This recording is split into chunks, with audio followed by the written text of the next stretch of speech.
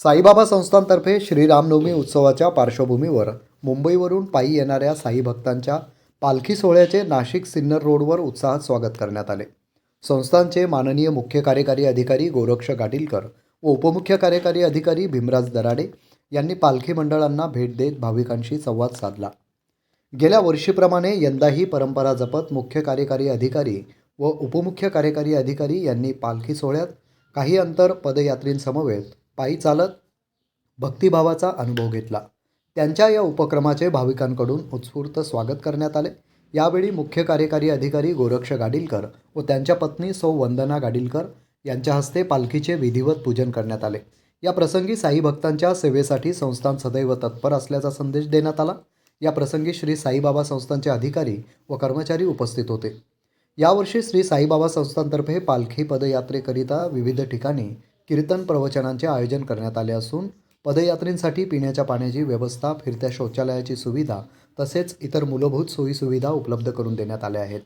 या उपक्रमामुळे हजारो पदयात्रींना मोठा दिलासा मिळत आहे। श्री रामनवमीच्या पावन पर्वात साई भक्तांच्या या पदयात्रेला संस्थानतर्फे दिलेले स्वागत हे श्रद्धा, सेवा आणि समर्पणाची परंपरा अधिक दृढ करणारे ठरत आहे। श्री सच्चिदानंद सद्गुरु साईनाथ महाराज की जय। आज आम्ही 46 वर्षाचं पदार्पण केलेलं आहे आणि आम्ही 81 मध्ये ही पदयात्रा चालू केली। त्यावेळेस फक्त 43 जण आमच्याबरोबर होते साई भक्त। आज बघता बघता बाबांनी पालखीत बसून खूप लोकांचे नवस फेडले, त्यांचा उद्धार केला जीवनाचा। त्या ह्याच्यातून हे वाढत गेलं। आज हे स्वरूप जे दिसतंय हे बाबांच्या कृपेने, बाबांच्या इच्छेने हे सगळं चालू आहे आणि त्याच्यात भक्तिभाव यावा म्हणून आम्हाला नेहमी अशी इच्छा होती का पंढरपूरला जी पालखी जाते त्याप्रमाणे आपण करावी, त्याप्रमाणे हे त्यांना शिस्त लावावी, त्यांना मार्गदर्शन। कारण का हे सगळे तरुण मंडळी आहेत, त्यांना मुंबईवर ते निघतात परंतु त्यांना बाबांच्याबद्दल माहिती नसते।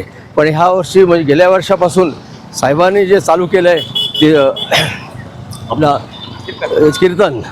कीर्तनाच्या माध्यमातून म्हणजे ह्या सगळ्यांना एक मार्ग दाखवायचा सुरुवात केली आहे। ती खरोखरीच सुत अशी भावना हे आहे आणि त्यामुळे आज आम्ही सगळे एवढे आनंदी आहोत का बाबा आम्ही खरोखरीच आता पंढरपूरच्या रस्त्याला जातो आहे आणि त्याची सुरुवात मला आनंद वाटतो सांगायला का गाडीलकर साहेबांनी आपले CEO त्यांनी त्याची सुरुवात केली आहे। त्यामुळे आम्हाला खूप त्यांचा अभिमान आहे। सो ओम साईराम।